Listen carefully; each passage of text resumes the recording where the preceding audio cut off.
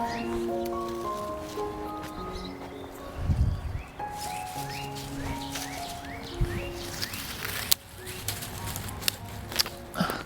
well, I have to fix it. Hello, my dear gardeners. Look at this, the beautiful spring is here. Everything is ready to bloom here in Connecticut zone 7A, and I understand for some people in warmer climates, spring is in full march, but here it just came into our garden. So today I'm showing around what's happening because a lot is suddenly going on in my garden. Stuff is all over the place, but it's all good because these are the most important steps I'm taking in my garden to kind of set everything for beautiful blooms. So here, this area here, let me show you, a lot of things are going on. Spring ephemerals are showing up, and here I have Virginia bluebells. I introduced them in the garden 2 years ago, and I wasn't able to be in the garden at that time. I had an emergency in Ukraine, so I had to leave for a month.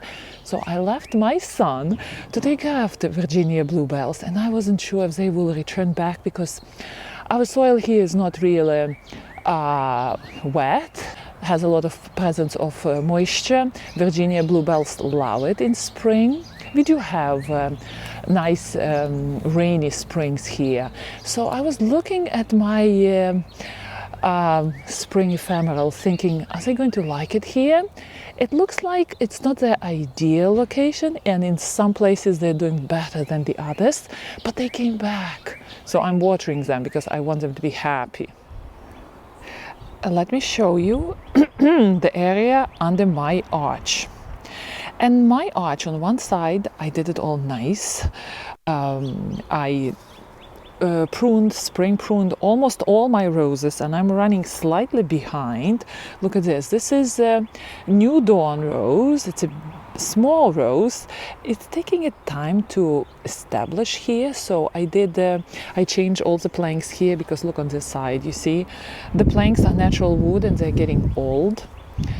So I'm planning to do the same on this side. Again, running behind. We were hosting Easter this year, so there were a lot of people in my garden, in my house.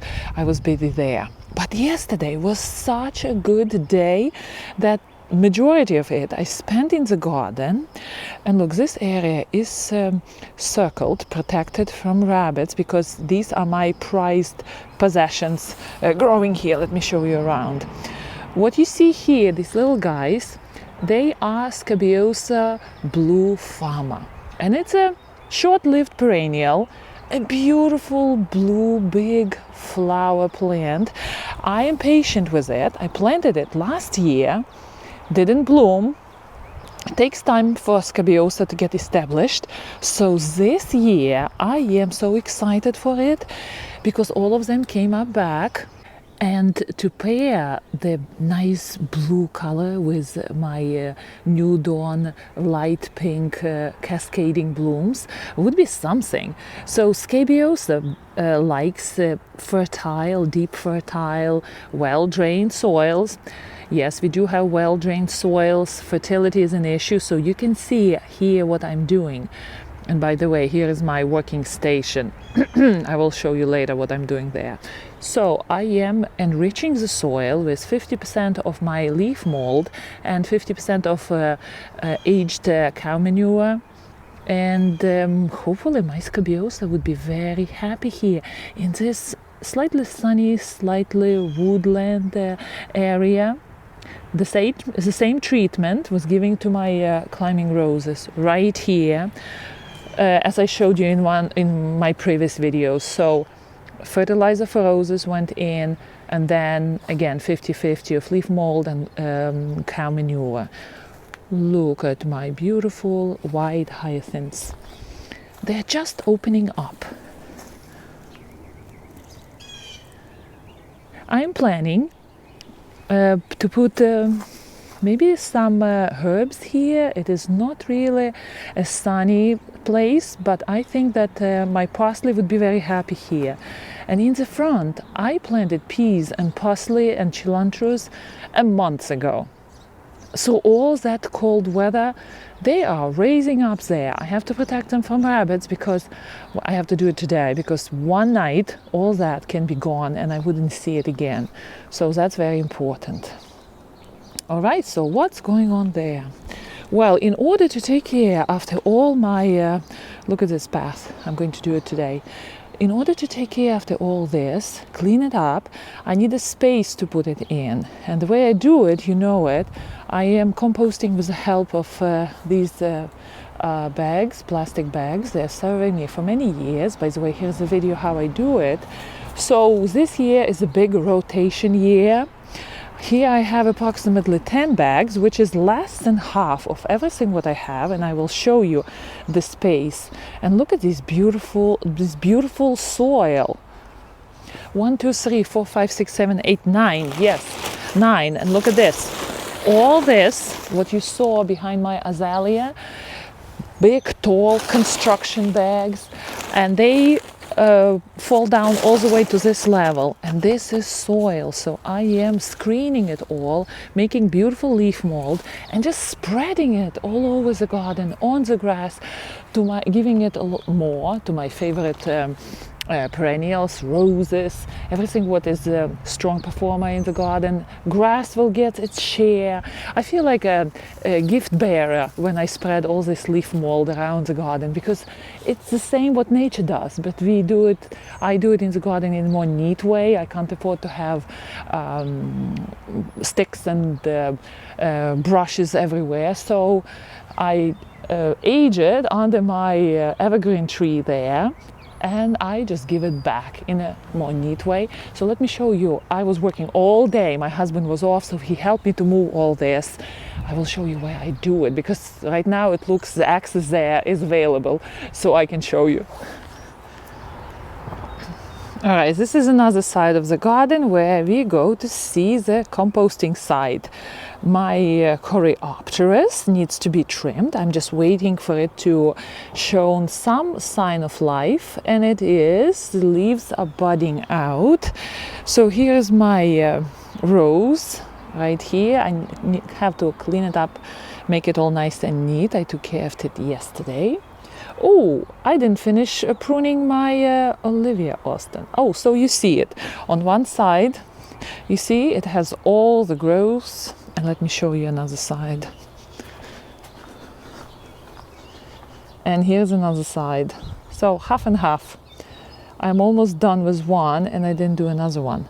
My husband was so nice to prepare dinner yesterday, so he called me in the middle of the job inside the house. And again, all the goodness went inside on the top of the soil to feed the soil, because the health of the soil is the health of our plants, as we know, right? Here, all the clippings are here. My hyacinths are showing up. They're a little bit behind the blue ones. Oh, how sweet they are here. Yes, yes, yes. Nice aroma they have. And this is my rose tone, organic rose feed. And here is the entrance into the compost site. Let's go and see what's happening here.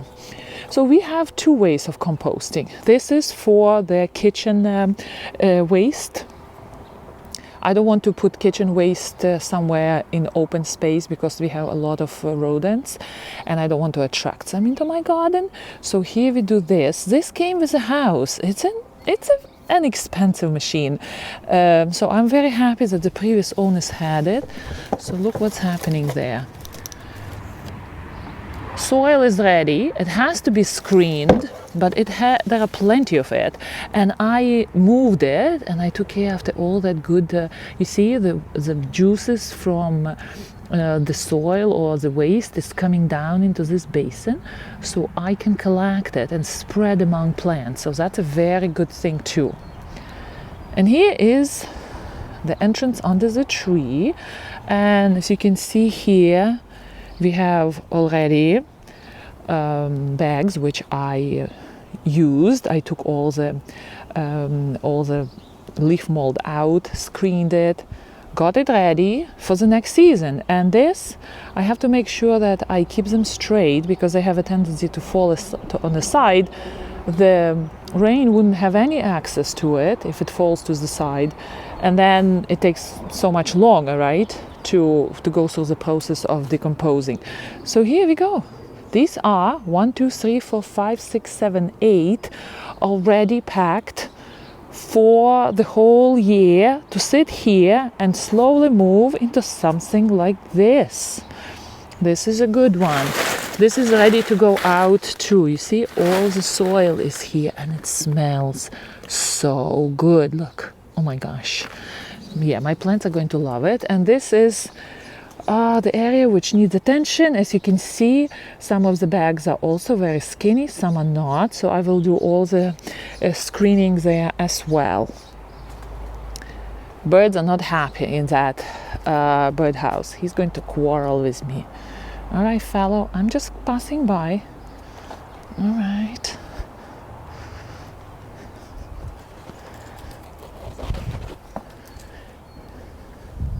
The arch is standing strong. I love it. And look at the sky, how pretty it is.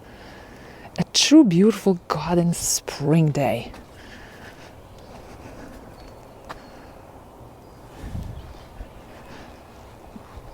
I'm moving slowly all the pots out. Okay, you can see me with the camera, so let's move around a little bit. So here, look at these pots. I made them last year from wicker, and I think it's a success story. I wanted all of them to be the same, which probably was a mistake. So what I do, I just plop all my plants inside, and this is plastic, so it will serve me I don't know how many years. It's indestructible. And I'm going to put them, I have more of them, and I'm going to put them right here. I bought some little, how would you call them?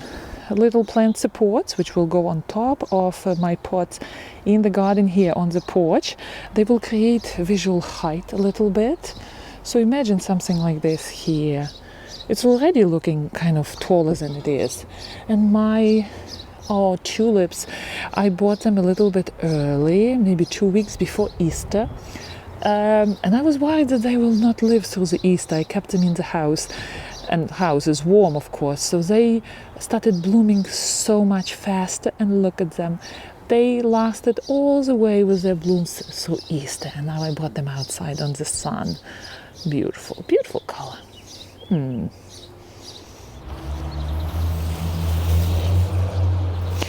So yeah, so this is what is happening in my garden.